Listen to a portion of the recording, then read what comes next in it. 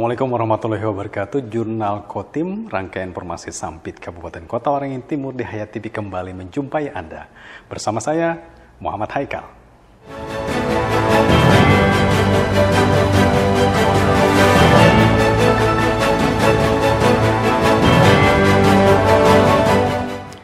Informasi pertama kita pemirsa, sebanyak 200 lebih pelajar sekolah menengah atas sederajat di Sampit ikuti lari santai yang digelar Dinas Pemuda dan Olahraga Kota Waringin Timur. Lari santai sejauh 4 km ini menjadi wadah bagi penghobi olahraga lari untuk menyalurkan bakatnya. Lari santai bertajuk Dispora Fun Run tersebut dipusatkan di kawasan Stadion 29 November Jalan Cilikriwut Sampit pada Jumat 2 Februari. Dilepas oleh Wakil Bupati Kota Waringin Timur Irawati, para peserta tampak semangat berlari meninggalkan garis start. Lari santai ini diikuti sekitar 200 lebih peserta. Mereka berasal dari sejumlah sekolah menengah atas sederajat yang ada di Kota Sampit. Bahkan ada juga sejumlah pelajar sekolah dasar yang ikut berpartisipasi dalam kegiatan tersebut. Menempuh jarak sejauh 4 km, lari santai dilakukan dengan melintasi Jalan Cilikriwut menuju Jalan Kenan Sendan, Jalan Desmond Ali, dan kembali ke Jalan Cilikriwut menuju Stadion 29 November Sampit. Lari santai ini sebagai ajang silaturahmi sekaligus memberikan wadah dan semangat bagi pelajar penghobi olahraga lari, sehingga mereka bisa lebih semangat dalam mengikuti perlombaan olahraga lari dengan kegiatan yang lebih besar. Alhamdulillah kita telah melaksanakan Sampit Fun Run dalam rangka memperingati HUT Kotim yang ke-71. Pesertanya dari semua SMA, MK, dan MA yang ada di Kabupaten Kota Waringin Timur. Kita minta 15 orang satu SMA supaya mereka yang punya bakat dalam atlet lari bisa terakomodir di sini. Harapan dari kegiatan ini kita yang pertama silaturahmi kepada semua SMA yang ada di Kabupaten Kota Waringin Timur. Kemudian yang kedua, ajang event ini akan memberikan semangat kepada mereka atlet lari yang nantinya bisa juga untuk bisa mengikuti event dari lari. Pelajar penghobi olahraga lari mengaku senang dengan dilaksanakannya lari santai ini. Apalagi olahraga tersebut sangat bermanfaat bagi kesehatan, terutama dalam pengembangan fisik dan meningkatkan daya tahan tubuh. Acara Fun Run dalam acara HUT Kotim ini sepertinya memotivasi kita untuk para pelari-pelari, apalagi yang mau jadi untuk casis atau abdi negara gitu. Ini sangat memotivasi banget lah. Ini untuk memotivasi para atlet juga di Kotim untuk lebih maju ke depannya. Ya, saya rutin melakukan lari karena insya Allah saya akan daftar juga. Lari ini cukup sangat membantu sekali dalam hal fisik. Itu menguatkan daya tahan tubuh kita. Itu aja. Harapan kedepannya mungkin lebih banyak lagi acarakan acara lari-lari ini, itu sangat berguna bagi para atlet maupun yang mau daftar casis lah. Peserta berharap kegiatan yang diakhiri dengan senam bersama ini diharap dapat lebih sering untuk diselenggarakan, bahkan lebih meriah lagi ke depannya. Mashud Badarudin, Hayat TV. 7 orang alumni Institut Pemerintahan Dalam Negeri atau EPDN dan Sekolah Tinggi Transportasi Darat atau STTD dilantik sebagai pegawai negeri sipil PNS Kabupaten Kota Waringin Timur.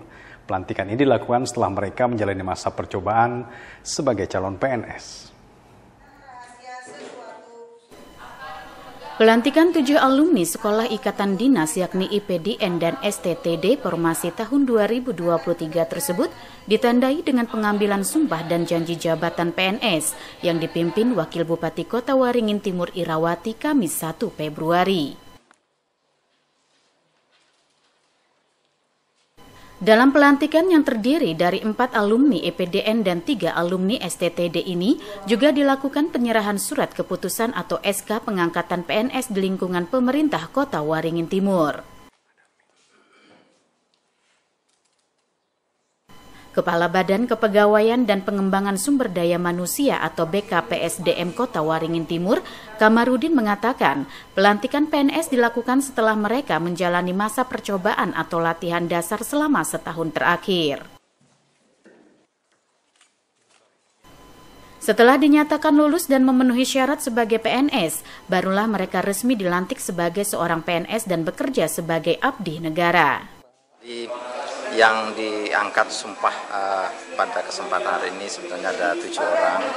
Jadi mereka ini adalah alumni sekolah kedinasan, sehingga formasinya setiap tahun ada ditetapkan oleh pemerintah pusat Menpan, dan mereka sekolah dibiayai oleh negara, dan begitu lulus ditempatkan langsung dari pusat. Ya, sesuai ketentuan yang berlaku, wajib mengangkat sumpah sebelum mengemban status PNS. Sehingga pada hari ini tanggal 1 Februari mereka diangkat TMT hari ini, sehingga per hari ini mereka sudah resmi menyandang status PNS, sudah hilang C. Nada Alamiah, salah seorang PNS yang dilantik, menyebut menjadi PNS merupakan salah satu cita-cita yang diinginkan banyak orang, sehingga ia merasa bangga dan bersyukur dapat dilantik sebagai PNS. Terlebih saat menjalani masa CPNS selama setahun terakhir di Provinsi Kalimantan Tengah, banyak ilmu yang didapat. Nantinya ilmu itu akan terus dikembangkan selama menjalani karir sebagai PNS, terutama dalam memberikan pelayanan terbaik kepada masyarakat. Memang dari SMA saya memang bercita-cita memang sekolah langsung kerja begitu Mas. Jadi alhamdulillah keterima dan alhamdulillah sudah bisa CPNS setahun, dan alhamdulillah sekarang PNS dilantik menjadi PNS gitu. PNS ini kan yang memang dicita-citakan banyak orang, dan alhamdulillah dari banyaknya orang yang menginginkan saya terpilih dan saya bisa menjalankan dengan sebaik mungkin, mampu belajar lagi, memahami dan berinteraksi dengan lingkungan sekitar, dan mampu belajar dan berorientasi dan melaksanakan tugas dengan PNS sesuai dengan kewajiban dan undang-undang yang berlaku. Jadi saya itu dulu CPNS-nya di provinsi selama 1 tahun, dan untuk penyebarannya 1 tahun dari pusat juga, dari Kemendagri. Alhamdulillah saya bisa kembali ke Kabupaten Kota Waringin Timur, di mana tempat kelahiran saya begitu. Untuk dalam CPNS sendiri, alhamdulillah banyak ilmu yang saya dapatkan, apalagi kan di provinsi begitu kan Mas, bisa berinteraksi langsung kepada pimpinan, yaitu Bapak Gubernur Provinsi Kalimantan Tengah. Setelah resmi dilantik sebagai PNS, ke-7 abdi negara tersebut diharap dapat bekerja secara profesional, tulus dan ikhlas khususnya dalam melayani masyarakat. Mashud Badarudin, Hayat TV. Filsuf sekaligus akademisi ternama Rocky Gerung menyatakan jika pemilihan umum pemilu 2024 curang, potensi kerusuhan sangat tinggi bakal terjadi. Pasalnya Presiden Jokowi dinilainya sebagai pemicu lantaran terlalu cawe-cawe atau intervensi dengan mendukung pasangan 02. Pernyataan keras Rocky Gerung tersebut ditegaskannya saat menjadi narasumber pada dialog akal sehat dengan tema demokrasi dan moral etik yang diinisiasi caleg DPR RI daerah pemilihan Kalimantan Tengah dari Partai Keadilan Sejahtera, Diki Ahmar, yang berlangsung di Nusa Garden, Kecamatan Kota Besi Sampit, Kamis malam 1 Februari 2024. Rocky Gerung mengingatkan tanda-tanda gejolak sosial akibat kekhawatiran terjadinya kecurangan pemilu hingga pernyataan Presiden Jokowi boleh memihak dan berkampanye untuk pasangan calon tertentu, bahkan telah mematik reaksi keras kalangan kampus beberapa hari terakhir ini. Pemerintahan saat ini, tegas Rocky, telah menabur ketidakpercayaan publik, sehingga nantinya akan terkondisi menjadi gelombang protes besar-besaran yang berpotensi akan terjadinya kerusuhan di berbagai daerah. Ada ketidakpastian apakah pemilu ini akan dilaksanakan dengan jurdil, dan itu jadi semacam pengetahuan umum tuh. Jadi pemerintah secara tidak sadar sedang menabung ketidakpercayaan publik. Nah, satu waktu ketidakpercayaan itu akan dikondisikan atau akan terkondisi dengan sendirinya sebagai bentuk protes. Itu yang saya sebut potensi kerusuhan itu tinggi sekali itu. Karena dari awal Pak Jokowi tidak mau berhenti untuk ikut serta cawe-cawe, ikut serta intervensi di dalam proses-proses politik yang seharusnya dia tuh ada di belakang layar tuh. Itu dasarnya. Dan itu terbaca di publik. Misalnya tadi UGM akhirnya memutuskan untuk mengkritik Pak Jokowi sebagai presiden yang tidak bermoral tuh, atau melanggar etika tuh. Guru-guru besar UI juga menyatakan sikap yang sama tuh. Universitas Andalas lakukan hal sama. Jadi saya kira akan ada orkestrasi protes terhadap Jokowi karena satu prinsip bahwa Jokowi ikut campur terlalu jauh hanya untuk memenangkan anaknya tuh, dan itu menghina etika publik kan. Itu dasarnya. Dan itu bisa terjadi di seluruh. Cara agar pemilu dapat berlangsung jujur dan adil adalah awasi tempat pemungutan suara atau TPS secara penuh 24 jam usai masa pencoblosan dan penghitungan surat suara pada Rabu 14 Februari 2024 mendatang. Normansa, Hayat TV.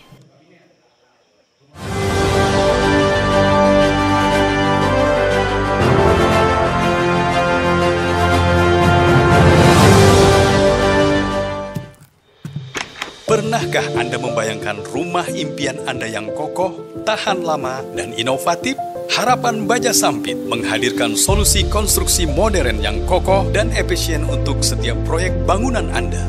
Jaringan dari pabrik kami dirancang untuk memberikan keamanan maksimal dengan teknologi terkini dan tenaga ahli yang berpengalaman. Harapan Baja Sampit menghasilkan baja ringan berkualitas tinggi yang tidak hanya tahan terhadap cuaca ekstrim, tapi juga memberikan fleksibilitas desain tanpa batas. Hanya di Harapan Baja Sampit menjual baja ringan, seng, dan galvalum dengan pilihan ketebalan dan panjang sesuai kebutuhan Anda. Harapan Baja Sampit memberikan inovasi, kekuatan, dan keandalan untuk setiap struktur bangunan impian. Jika Anda sedang merencanakan proyek rumah, gedung komersil, atau infrastruktur skala besar, Harapan Baja Sampit siap menjadi mitra terpercaya Anda. Hubungi kami hari ini dan lihatlah bagaimana kami mengubah konsep menjadi kenyataan.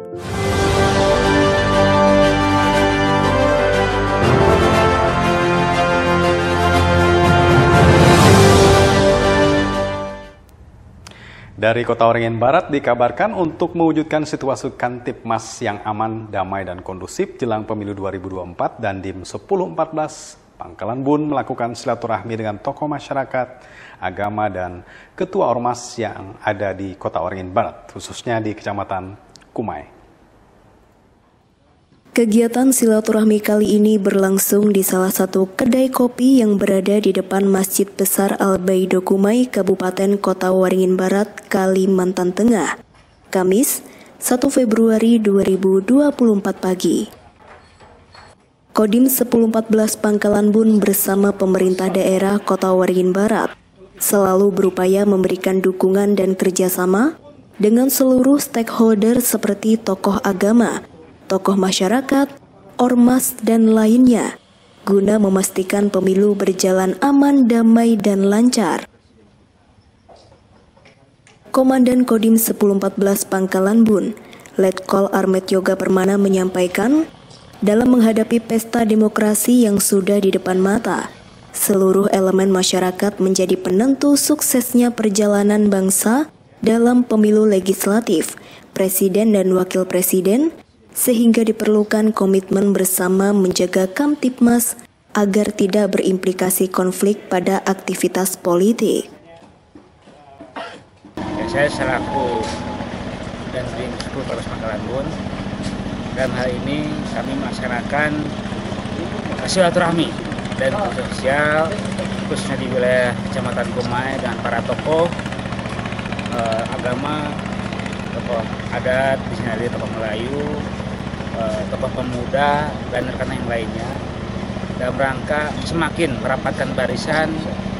Kita berupaya bersama-sama menciptakan kondisi wilayah, apalagi waktu pesta demokrasi kita akan semakin dekat, sehingga kami mengajak seluruh komponen masyarakat, komponen bangsa bersama-sama mensukseskan kegiatan nanti pemilu Pilpres dan pemilihan legislatif khususnya, dan juga kondusif dan keamanan wilayah pada umumnya.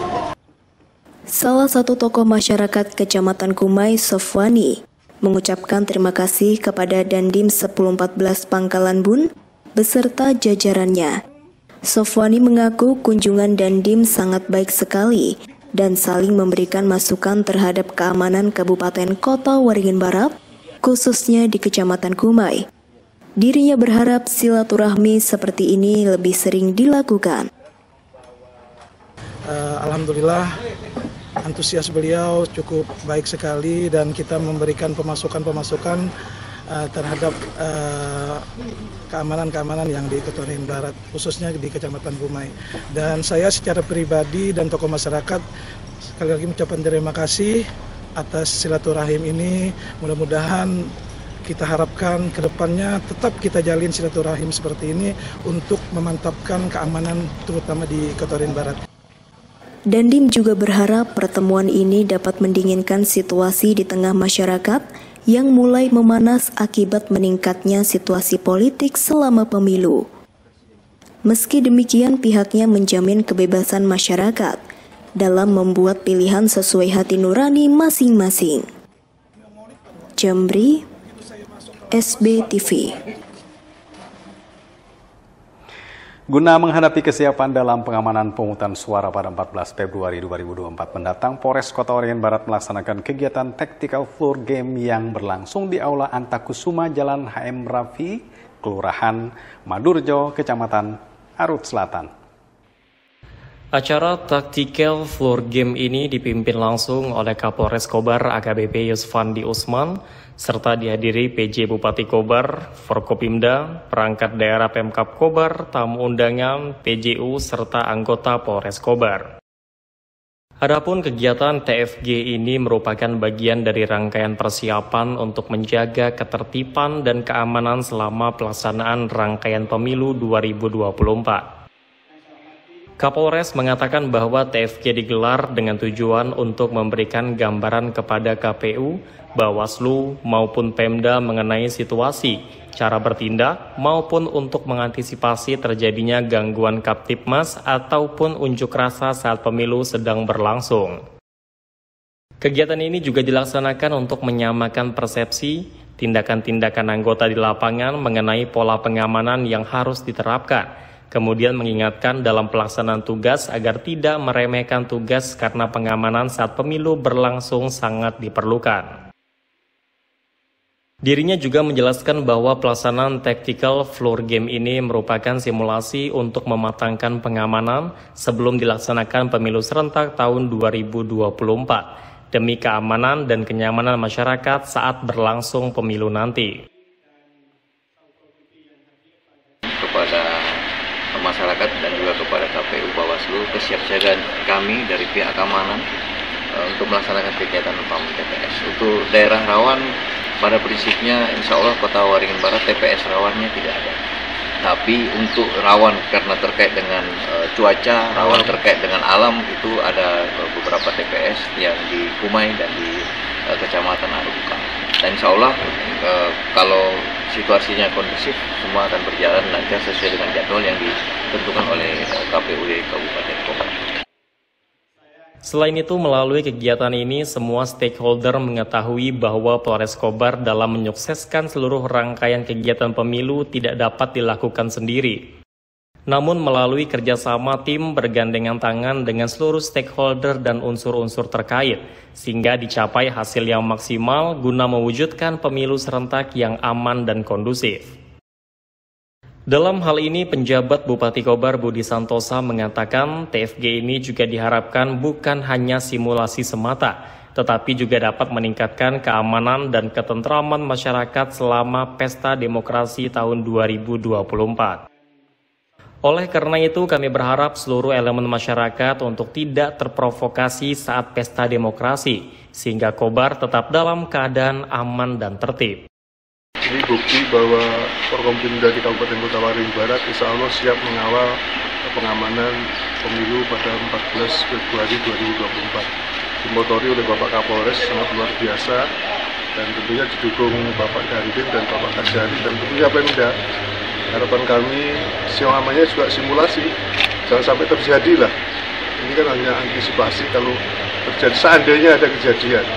Namun doa kami bersama jangan sampai ada kejadian yang tidak kita harapkan. Harapan kami pemilu ini pesta demokrasi dan harus diterima apa adanya, hasilnya apapun yang terjadi. Ini yang perlu disadarkan kepada masyarakat. Kami sudah memberi himbauan kepada masyarakat untuk sikap dewasa dalam berpolitik.